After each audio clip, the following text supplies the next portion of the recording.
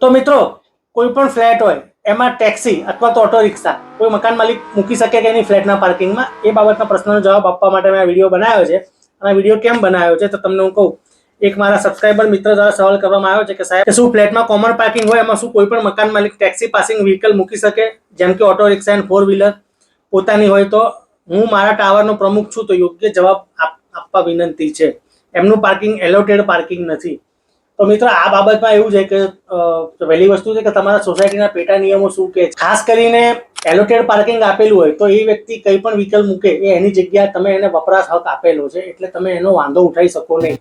બાકી જો તમે એલોટેડ પાર્કિંગ આપેલું નથી અને તેમ છતાં એ પોતાની ટેક્સી મૂકતા હોય, હવે ટેક્સી ધારો કે એની એકાદ હોય અથવા તો રિક્ષા એકાદ વાર તમે મૂકવાની ના પાડી શકતા નથી, તમે એને મૂકવા દઈ શકો છો, એમાં કોઈ વાંધો આવે એવું નથી. પણ એ ધારો કે ટૂર્સ એન્ડ ટ્રાવેલ્સનો ધંધો કરતા હોય અને એવી એકથી વધુ ટેક્સીઓ કે ઓટો રિક્ષાઓ કે બધું મૂક કરતા હોય અને સોસાયટીને હેરાનગતિ થતી હોય તો તમે ચોક્કસપણે ના પાડી શકો છો. હવે વ્હીકલ તો વ્હીકલ છે, એ પ્રાઇવેટ પાસિંગનું હોય કે કોમર્શિયલ પાસિંગનું હોય, તમે એને મૂકવાની ના પાડી શકતા નથી. કારણ કે તમે કોઈ પણ સોસાયટી મેમ્બર હોય એને પોતાનું વ્હીકલ તો મૂકવા માટે જગ્યા આપો જ છો.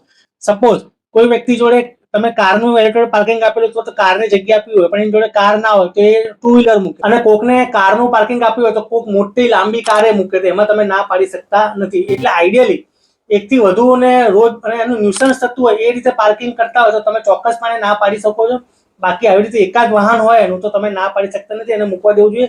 બાકી તમે તમારી સોસાયટીના પેટા નિયમો શું છે, ઠરાવો શું પસાર કર્યા છે, એના ઉપરથી આ બધું નક્કી થાય છે.